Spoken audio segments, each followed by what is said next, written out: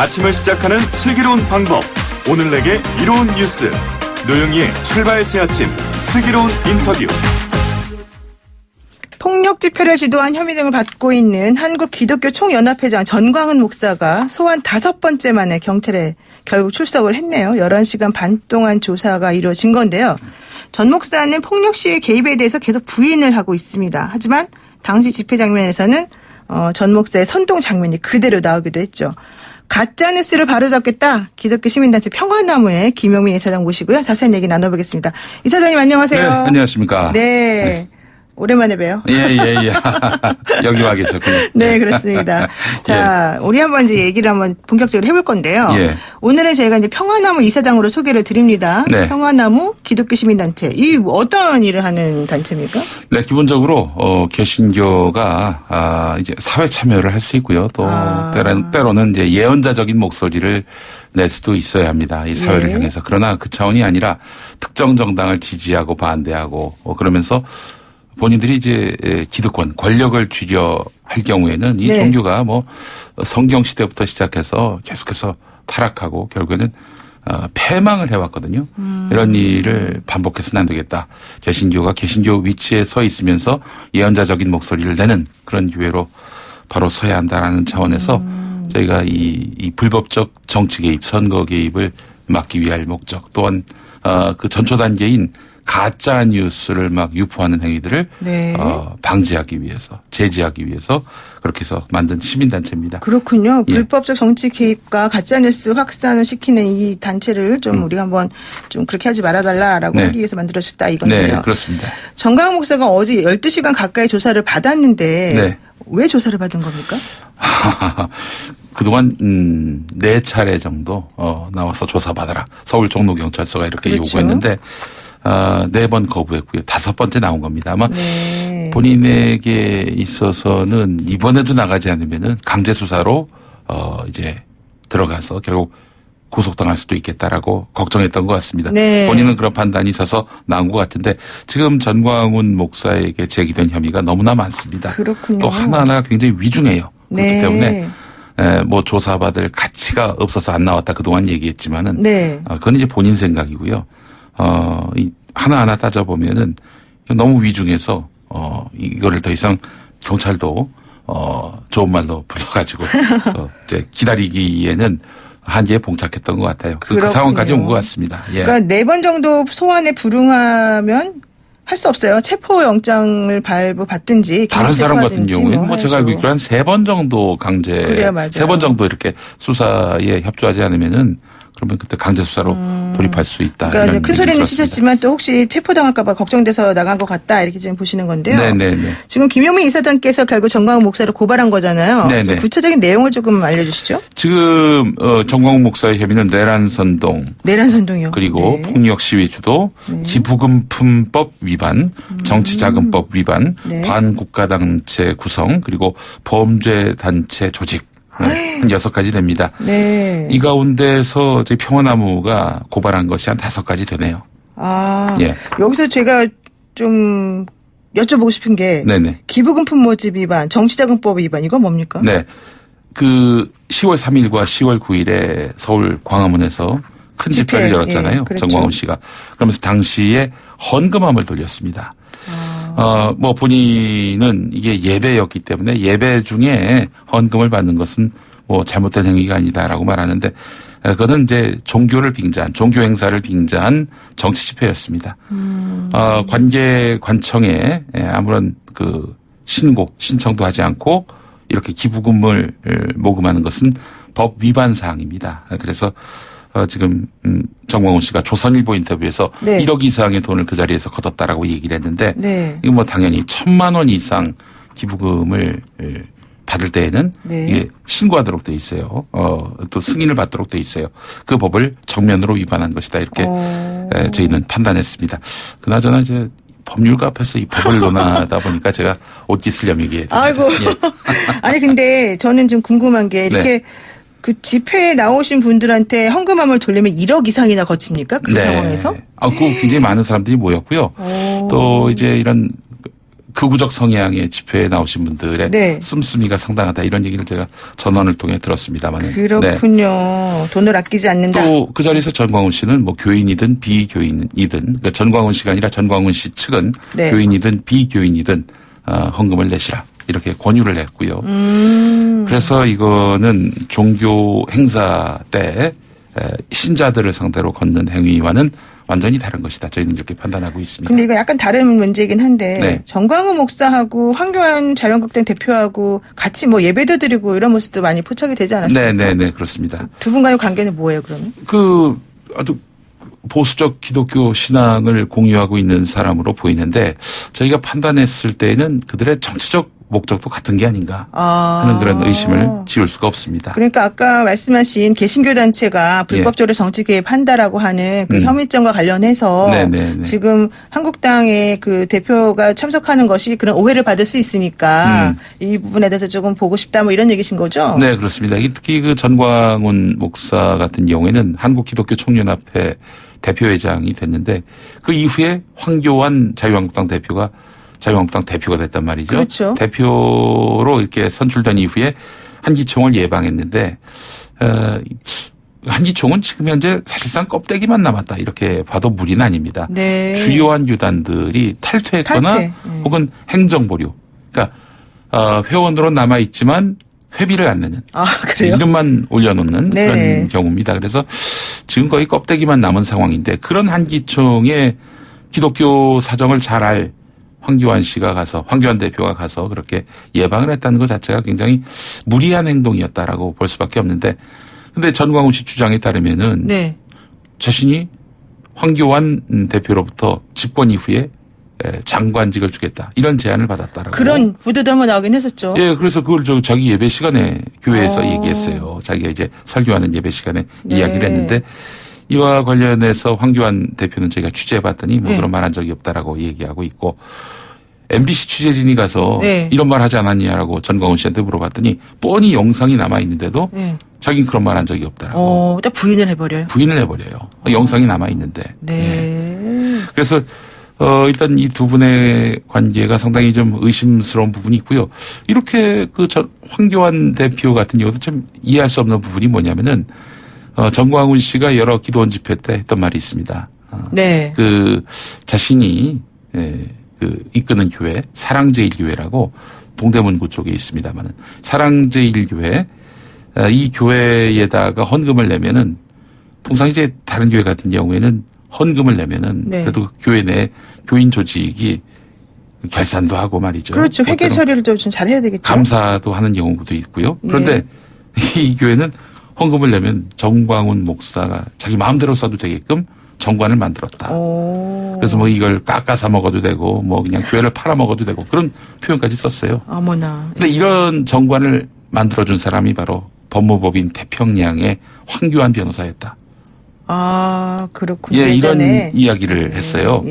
저 정광훈 씨가. 그 얘기를 정광훈 씨가 한 거예요? 기도원 집회에서. 그것도 영상으로 남아 있습니다. 그래서 저희 그 평화나무가 황교안 대표 단식 현장에 가서 그런 말씀을 하신 적이 있냐, 그런 도움을 준 적이 있냐 물어봤더니 그런 적이 없다고 합니다. 이렇게 두 번이나 자신을 한마디로 아주 우습게 만들었는데 전광훈 씨가 그럼에도 불구하고 황교안 대표가 지난번에 단식 농성할 때 제일 먼저 찾아간 곳이 바로 청와대 앞에 정광훈 씨 집회 현장이었어요. 그렇죠. 참 이해를 할 수가 없습니다. 왜 이 사람하고 얽혀서 좋을 것도 없는데 계속해서 제휴관계를 유지하고 있는지. 예. 근데 이제 뭐 한국당의 또 황교안 대표는 정광훈 씨가 얘기하는 거랑 또 다르게 얘기하고 있고 그런 부분은 아니라고 말씀하고 계시기 때문에 우리가 이제 그걸 함부로 예단할 수는 없는 거고. 아니 그렇죠. 이렇게 정광훈 씨가 얘기하는데 황교안 대표한테 일일이 저희가 팩트 체크를 했는데 그런 적이 없대요. 그러니까요. 그러면 정광훈 씨가 그렇게 가짜뉴스 자꾸 퍼뜨리는 거니까. 황교안 대표가 거짓말을 했을 가능성은 그보다는 훨씬 적다. 그렇죠. 그런 어쨌든 참 정광훈 씨의 이런 행보가 이상하긴 합니다.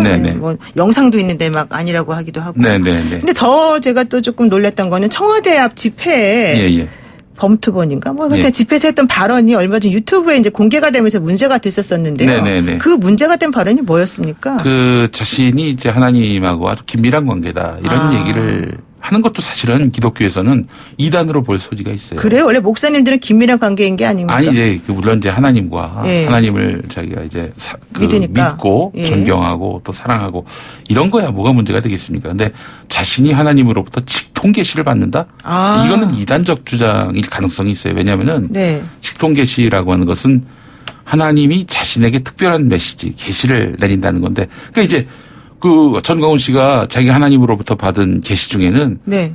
자유한국당이 더 거세게 투쟁을 해야 된다, 뭐 이런 그런 메시지도 있었다는 거예요. 만약에 네. 누군가가 나타나서 내가 어제 하나님한테 직통계시 받았는데 그런 말씀하신 적이 없다고 하더라. 이러면 네. 어떻게 되겠어요? 네. 그래서 예전에 오래된 기독교 신앙 고백은요. 네. 하나님은 그 이제 구약 시대라고 하지 않습니까? 그렇죠.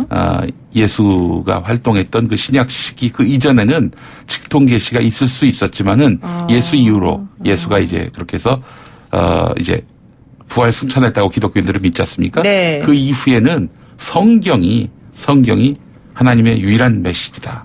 이렇게 이제 믿게 돼 있는데 그렇죠. 직통계시가 여기서 등장하는 순간 이건 성경의 권위도 무너지게 되는 것이고 그래서 하여간 전광훈 씨가 자기 하나님한테 직통계시를 받았다. 이런 얘기는 이건 이단적 교설로 볼 수밖에 없는데 그 얘기를 하다가 하나님 꼼짝 마. 하나님 까불면 나한테 죽어. 하나님한테 그렇게 말한 그런 거예요? 말을 했어요. 네. 그러니까 이제 이것과 관련해서 전광훈 씨를 따르는 사람들 얘기는 네. 이거는 어린아이가 부모님한테 어리광 부리는 것이다. 이런 식으로 이제 두둔하는데 네. 아니 전광훈 씨 나이가 올해 이제 환갑입니다. 환갑 나이에 어리광을 부린다. 이게 상상이 됩니까? 네. 사실 우리 김용민 이사장도 목사님이시잖아요. 목사는 아니고 전도사입니다. 전도사님이시군요. 아니, 황교안 대표도 전도사입니다. 네, 그렇군요. 네. 그런데 이제 기독교를 믿는 다수의 또 훌륭하신 분들 입장에서 보자면 좀 이렇게 의아스러운 발언을 너무 많이 하니까 정광훈 씨가. 그렇습니다. 제가 저희 평화나무가 또 취재를 했는데 네. 그래서 오늘 저희 아침에 신문이 나왔습니다만은 그 단독 보도한 게 있어요. 그래요? 뭔가요? 정광훈 씨가 12월 2일 이것도 역시 영상으로 남아 있습니다. 네. 12월 2일에 그 청와대 그 집회 현장 그 하나님 까불면 나한테 죽어 이 네. 발언을 했던 그 자리에서 네. 무슨 말을 했냐. 이게 참 방송에서 이걸 소개해야 될지 말아야 될지. 적당히 아주 걸러서 해주세요. 도 넘는 여성 비하 발언을 했습니다. 아. 이게 뭐냐면은 여자가 하는 말 중에 절반은 사탄의 말이다. 이런 말을 했어요. 어머, 왜요? 그러니까 이제 이런 겁니다.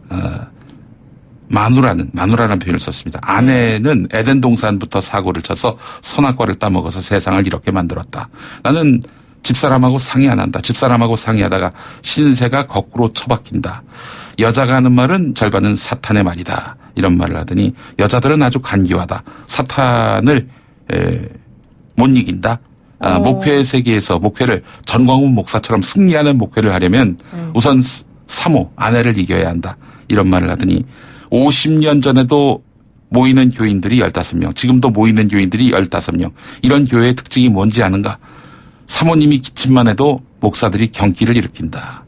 그러면서 사모님이 뭐라고 말하면 밥 먹다가도 경기를 벌떡벌떡 일으켜서 신세 망하는 거야. 절대 지도자가 될 수 없어. 그러니까 여성의 말을 들으면 안 된다. 라는 메시지를 12월 1일에 발언했습니다. 이번 달 12월 1일 그렇습니다. 말씀하시는 거예요? 며칠 전. 아니, 근데 왜 이렇게 이상한 말을 하지? 그러니까 이분이 이런 분이에요, 사실. 네. 이런 분이에요? 이런 분이에요. 네. 제가 놀래가지고 사실 네. 뭐 말씀을 못 읽겠는데 네. 이런 식으로 말씀하시면은 무슨 뭐 근거가 있거나 뭐 그래야 되는 거 아닙니까? 근데 그러니까 그런 이제 거 없이 이제 이런 극우적인 발언을 했을 때 과거에 우리 사회 공동체는 그런 발언을 하면 되겠는가? 그렇죠. 목사의 뭐 품격을 떠나서 기본적으로 그 네. 시선 자체가 잘못돼 약자를 있는 거 아니냐. 위해서 또 소수자를 위해서 네. 따뜻한 시선을 가져야 그래야 목사라고 말할 수 있지 않겠는가? 라고 이제 우리는 이제 그렇죠. 이야기하고 또 질타도 하고 그랬지만은 요즘에 이런 일부 극우 성향의 목사들이 선명성 경쟁을 하고 있어요. 선명성 경쟁이요. 예. 그러니까 이제 이런 거에 열광하는 사람들이 있기 때문에 점점 발언의 수위가 더 높아지는 것이고 그러니까 문재인 대통령에 대해서 뭐 이런 표현도 방송에 써서 죄송하지만 전광훈 씨가 했던 말입니다. 네. 문재인 대통령이 뭐 목을 뭐 어떻게 해야 된다. 네. 이런 식의 그 발언까지도 서슴없이 하게 되는 거예요. 추종자들이 저렇게 여러 가지 자기를 지지하니까요. 그렇군요. 예. 아니 그리고 또 이상한 게 그 정광훈 목사가 집회를 할 때 항상 그 김문수 네. 전 경기도지사가 같이 다닌다고 얘기를 하더라고요. 네. 왜 이거 무슨 관계입니까 두 분은 그러면? 그 김문수 전 경기도지사가 원래 가톨릭 신자였습니다. 네. 근데 이제 글쎄 저는 뭐 가톨릭에서 개신교 혹은 개신교에서 가톨릭으로 가시는 분을 개종이라고 보진 않지만 네네. 여간 사랑제일교회 전광훈 씨가 이끄는 교회의 네네. 교인이 됐습니다. 근데 이런 현역 정치인 중에서 네. 이렇게 전광훈 목사 교회 교인이 된 정치인이 또 있습니다. 누구요? 김무성 자유한국당 의원입니다. 오 그래요? 예, 예. 거기서 강연도 하고 그랬었어요. 네. 그래서 같이 다니시는 거예요 지금? 네, 세 분이? 그렇습니다. 그리고 송영선 전 의원, 네네. 전 한나라당 의원 이분도 지금 이 교회에 출석하고 있는 것 아닌가 그렇게 또 추정이 되는데요. 뭐 행사에 자주 모습을 보여요. 교인으로서 같이 다니는 거다? 예. 그렇군요. 그러니까 이제 아마도 전광훈 목사가 이런 보수 정당의 정치인들에게 네. 지지와 또 주목을 받는 이유는 집회 때 사람 많이 모으잖아요. 그렇죠. 이게 실은 굉장히 보수 정치인들에게 큰 호감을 산 요인이 아닌가. 제가 이 시점에서 하나 여쭤볼게요. 네. 지금 우리 이사장님 말씀에 의하면은 정광훈 목사가 하는 발언이나 네네. 행동이나 생각이나 네. 이런 것들이 상당히 부적절해 보입니다. 제 개인적인 소견으로는. 네네네. 그런데 그런 발언을 하고 행동을 하는 사람이 집회를 열거나 뭔가 네. 할 때 네. 그렇게 또 많은 사람들이 만약에 모인다면 네. 그거는 그 사람의 말이나 생각을 따르고 존중하고 좋아하는 사람들이 많다는 거잖아요. 네, 그렇습니다. 이게 급속하게 번지고 있는 가짜 뉴스와 무관하지 않다. 그러니까 가짜뉴스 때문에 그분들에게 잘못된 생각을 또한 줘서? 유튜브 방송도 그러하고요. 네. 그런데 유튜브 방송하고 카카오톡 자기 듣고 싶은 것만 듣다 보면은 이 결국엔 가짜 뉴스의 동화가 되고요. 확증 편향까지 그렇죠. 확증 편향.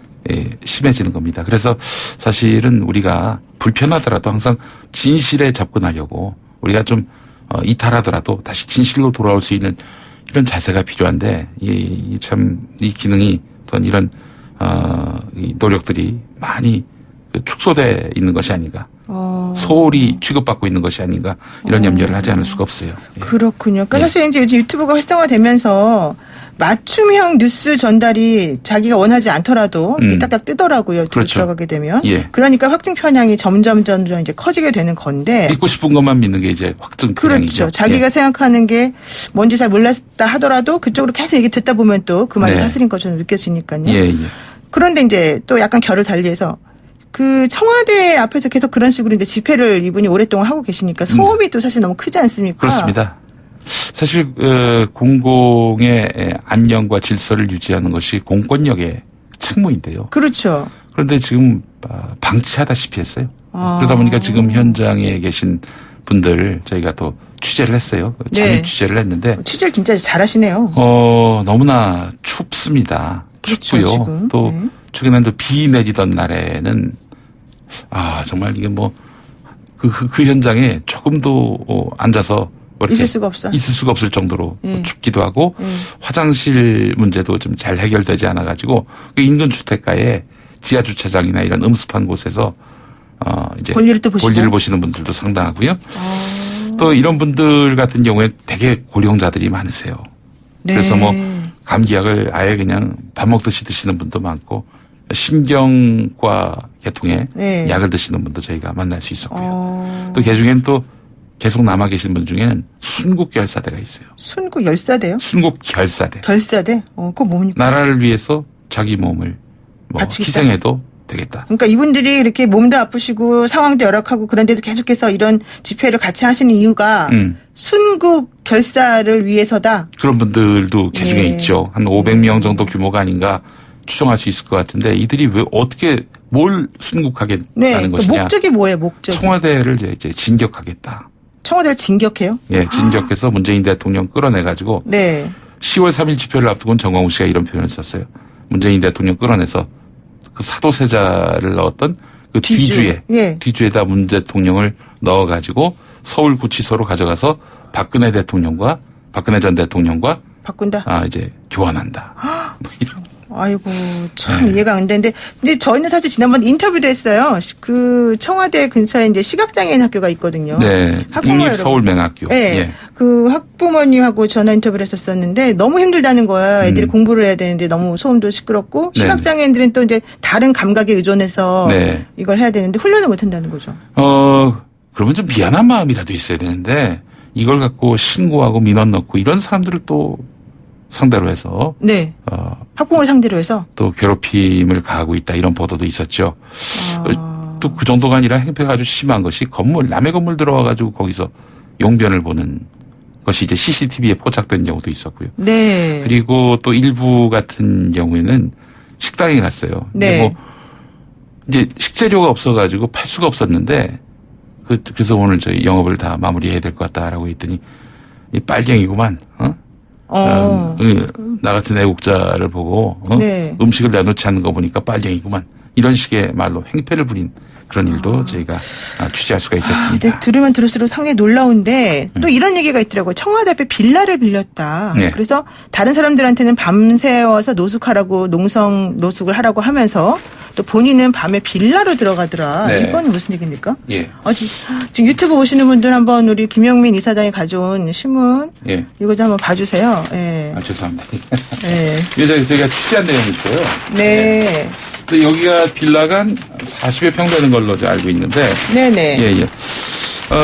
그래서 지금, 이곳에 기거하고 있는 것으로 파악이 됐는데 45평짜리 45평 빌라와 빌라를? 원룸을 빌린 것으로 네네. 확인이 됐는데요. 이 지지자들은 생고생하고 있는데 노숙하면서. 네. 전 씨는 농성장에 잘 나타나지가 않아요. 그러면서 청와대 인근에 8명에서 10명 정도 묵을 수 있는 45평형대 빌라와 맞은편 원룸도 빌린 것으로 저희가 취재를 했습니다.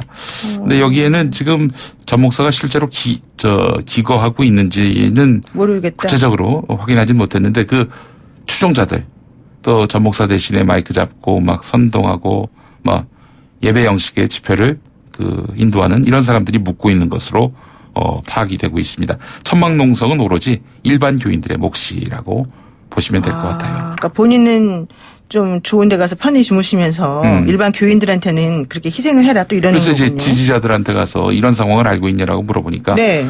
전광훈 목사님은 워낙 전국으로 다니기 바빠서 여기 잘 못 오신다 라면서 한량없는 이해심을 보이기도 했습니다. 그렇군요. 네. 참 이해가 안 되는데 안 그래도 지금 우리 2340 쓰시는 애청자분이 네.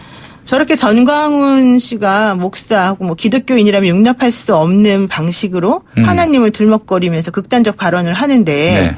그분이 한국기독교총연합회 회장으로 원래 이제 있었잖아요. 네.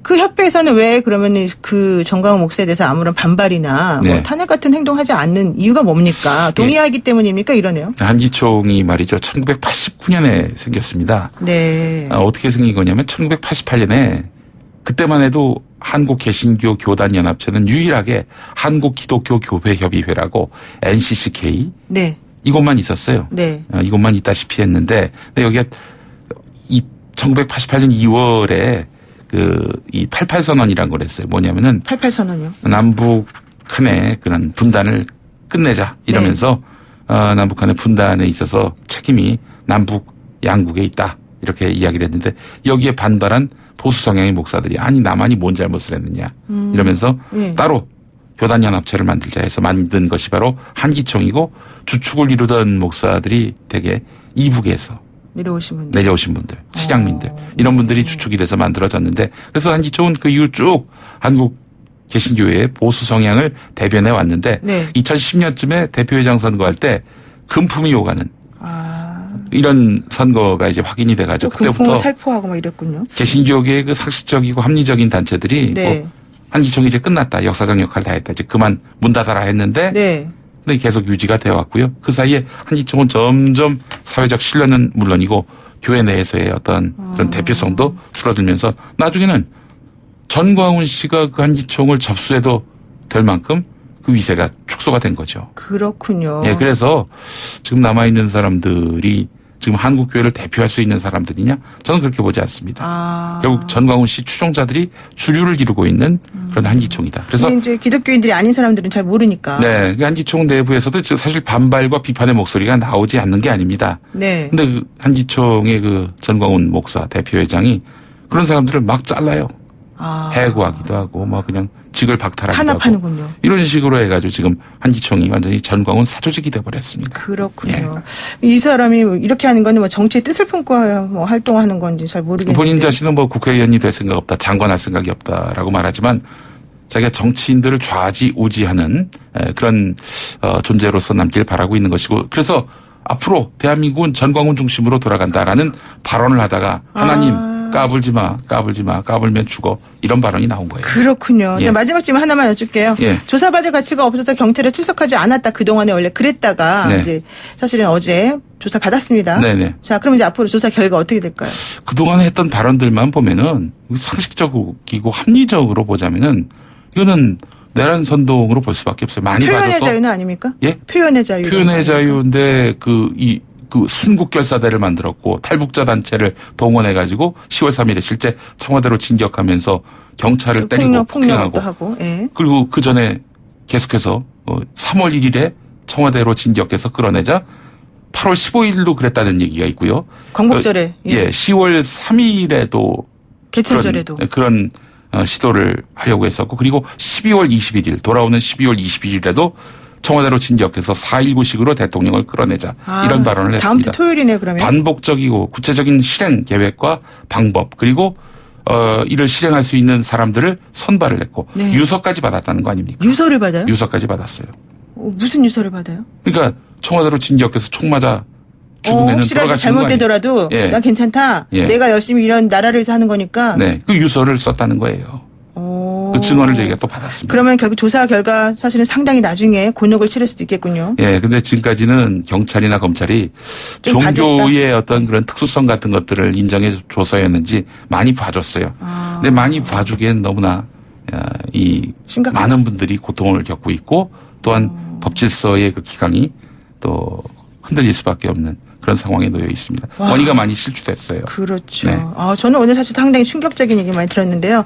오늘 말씀 일단 여기까지 듣겠습니다. 고맙습니다. 네, 감사합니다. 네, 지금까지 김영민 평화나무 이사장이었습니다.